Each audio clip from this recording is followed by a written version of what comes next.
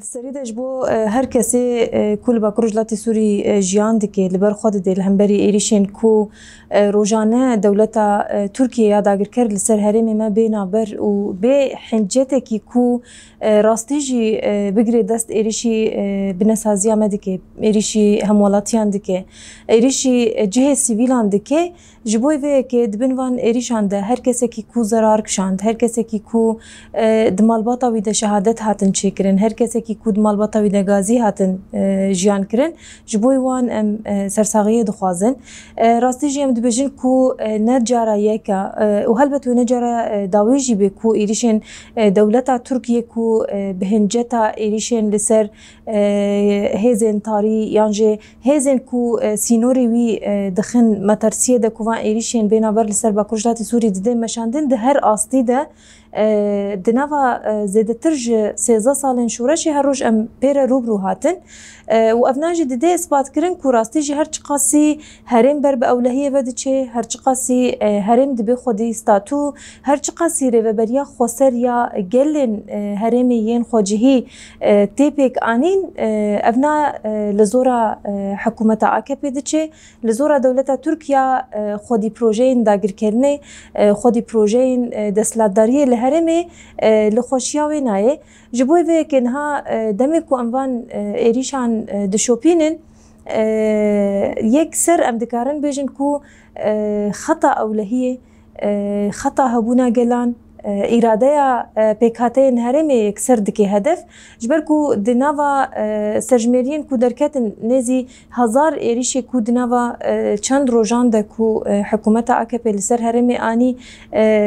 رودا دناو ده حميها سيفيل هاتن شهيد خستن بنسازية سيفيلان هاتا ويران كرن جهن خدمتواريه هاتن هدف گرتن جبوي في كي يكسر ام دكارن بيجن كو دجمناتيا حكومتا AKP دكسايتا اردوغان دا لهمبري بروجيا ديمقراطية لهمبري بروجيا جنة لهمبري آزادية جن زاروك و جلانة جبوي في كي هرتم ام دبيجن كو جلن هرمي هر چقاسی بمبستن خوب هراستنه بمبستن خوب ریخستن کرنه خو آوا کرنه خوری و برنه دنوا با کرجلات سوری ده هرمك بأولا ريخستن كري و حتى أصلا كجل كباش كوبويا ميناك جبو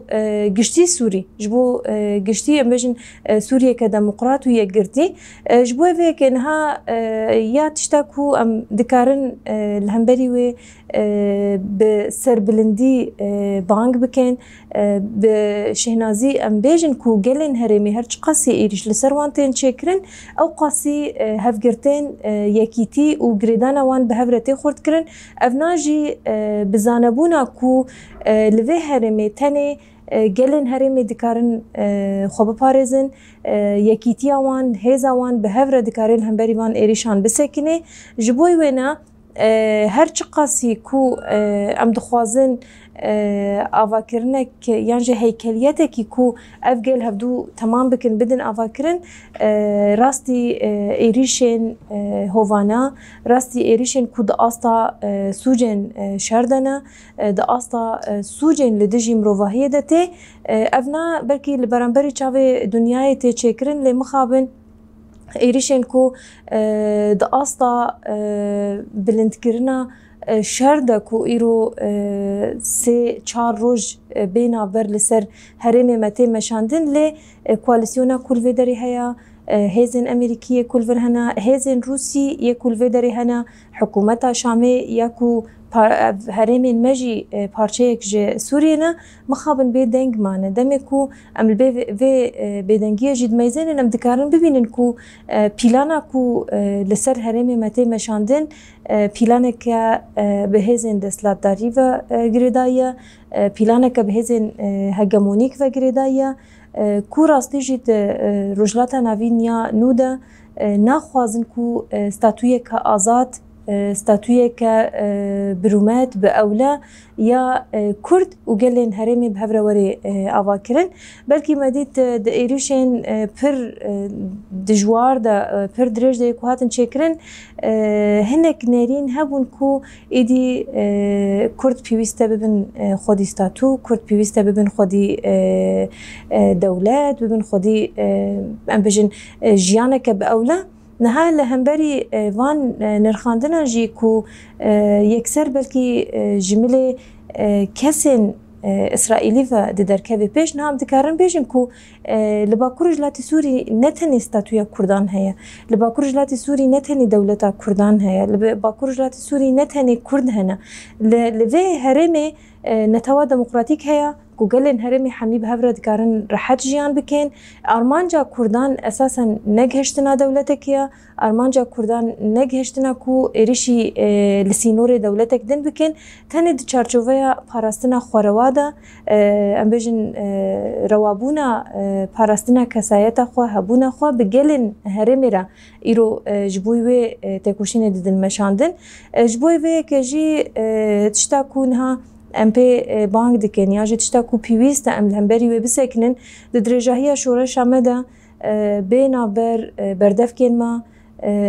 پیشنگن شورش زاروکن وی ولاتی شروانن وی ولاتی به هوانه جمله حکومت AKP و هزین بسروی و هاتن هدف گرتن هاتن شهید خستن لی دیسه جی ام به اصرار و به اراده و به باوریا گلان کو ام سر بکوین و شورش اما ببه شورش که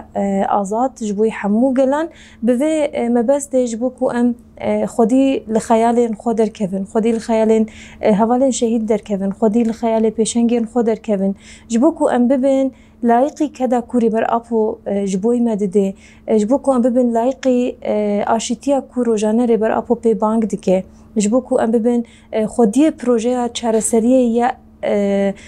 سرکه رجلاتا ناوین ده پیوسته کو حمو گلین هرمی بیاکیتیا خوا بگریدان خوا به تکوشین خوا لهمبری وان ایریشان بزانبون بسکنن و تنه به مبسته کو پاراستنا روا ام بدن پیش ام کاربن هین بهتر استاتویا خوا بپارێزن ام هادم کوم دبیجن شورشا روج آوا بو میناکش بو حمو گلین جیهانه بو هیویج بو حمو گلین جیهانه جبو بو چروسکا کو روحناهیه دیده حمو سرهلدان گلان سرهلدان جنان سرانسری جیهانه و به رحیجی دستک دا حمو سرهلدان حمو گلین کو تکوشین دیدن مشاندن و اساسا بلکه هر تم ام دبیجن کو هزن کو به استراتژیک ام دکارن بوان رخبات بدن مشاندن ام دکارن بوان را تکوشین خویک بکن ام دکارن بوان را ببن خودی پروژه تفگرن جنن تفگرن اکولوژیکن سوسیالیستن کسن دموکراتن این کل همبری ذهنیت و هشمندین باوک سالار ین کو گلان و جنان دکن ارمانج لبر خود دن هزن کو ام بهف خورد بن ام بهف دکارن همبری و هشمندیه بسکنن بسر في أساسي بانجا مجبو هر كسكي آزادي خواز و دموقراطي خواز كو إيرو باكور جلاتي سوري هيفيا حمو آزاديانا هيفيا حمو قلانا بيوست خودي دركتن لي دركوي بتايبت قلي مين كو لأوروبا جيان دكين قلي مين كو دپارچه دين كردستاني دا جيان دكين بيوست گريدانه كو چاوا لدورا کوبانی کومبوین چه بو چاوا کو حمو هیزان بری خودان کوبانی پیوست بوی مبستجی ایرو جارک دنجبو حمو باکور جلاتی سوری بری خو بدن دجبو کو ام بوی باوریه دنه کو سرکفتنا باکور جلاتی سوری سرکفتنا پروژه آزادیه سرکفتنا شورشا جن لباکور جلاتی سوری سرکفتنا چارەسەریە پرزگریکا روجلاتا ناوینه جبر کو د فلسفه ریبر اپو دا یکو هر تم ام پی بانک دکن برحی جنجان آزادی هر تم ام دبیجن کو فلسفه ریبر اپو فکر ریبر اپو خوستکین ریبر اپو زنبونو باوریا ریبر اپو او چارەسەریە پرزگریکن روجلاتا ناوین پیوستا پشتی هفدیتنا کو بریبرتی جی هات چکرن ام خودی لوان پروژه اندر کبن بانگین آشتی روزانه تین کرن بلکه هری داوی حکومت AKP گوت ام مذاکره بکن یعنی ام چارەسەریەش بۆ پرزگریکا کورد بینن لی مخابند بن بانی وان ایریشین هوانه دا روزانه ایریش لسر هرمی روزانه ایریش لسر جنان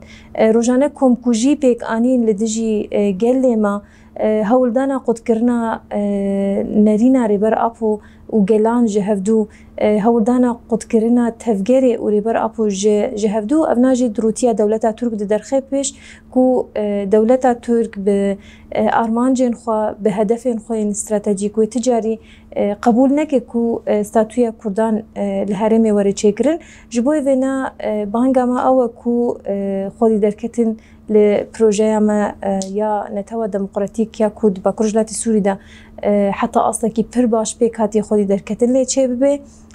و همو جنن جهانی این دموکرات این آشتی خواز این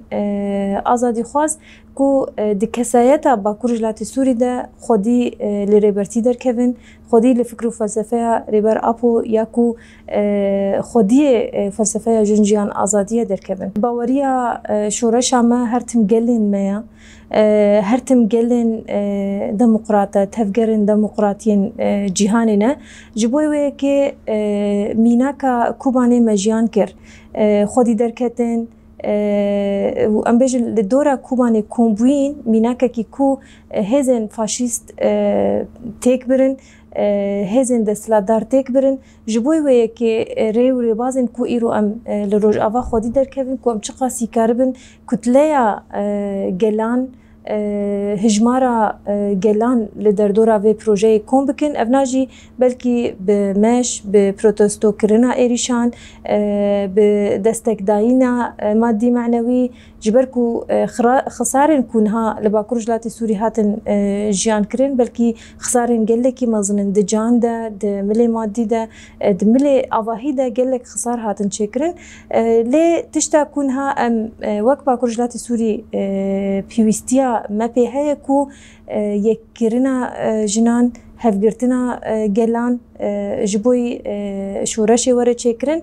دمی کو ام بیجن هر کس شورش جبوی خو هیوید بینه پیوست خودی درکتن لهویا خو وره چکرن پیوست خودی درکتن ل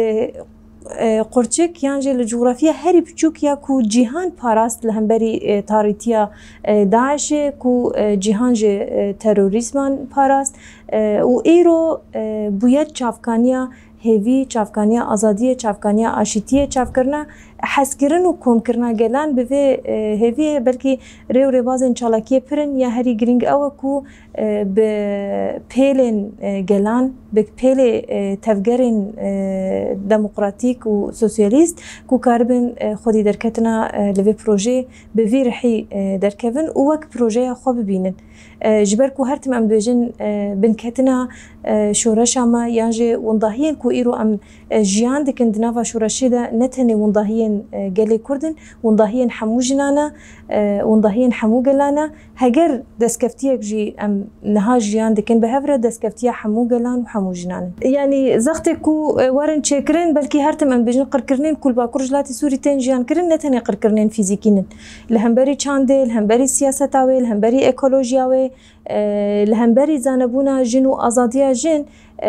لهمبری سیاست دموکراتیک و سیاست گلان یا کو دخوازه کو بده آواکرین لهمبری و ایریشن پرتوند تین مشاندن و زمان ایریشی هرتم شیارد مینه زمان کو ام بجن نقبول کرنا و استاتوی هرتم دسر حمو خطابن ام بجن هزن تروریست ده و سریوان ده حکومت AKP جبوی و کنها زختن کو ام کاربن لهمبری وان ایریشان بدن چکرن کو ام چقاسی دکارن سیاست دموکراتیک بدن پیش ام چقاسی به آرمانجن کو بمجیه کی هفگرتی بمجیه کی دموکراتیک کو ام تف بگرن افناجید آواکرنا کنفدرالیزم دا د آواکرنا سیستما خدا د خواری خستن کرنه دا دوان بلان دا بلکی ام دکارن هین بهتر زغطه چه بکن و الهمبری وان ایریشان بسکنن باوریه که ما پرمازن های کو نه هزین داگرکر نه به هزین لشکری ام بیجن روژف و وری گوهرتن بزغطه گلان برتفعلين جلان بريفلكسين جلان لهمبري وان حقيين كو تين شكرن لهمبري وان إيريشين كو دوري مروفاهينا دهمبري وان إيريشين كو دا أستا كون كو جيان دا تين شكرن سكنا لهمبري وان بقيرا جلان ويكاربه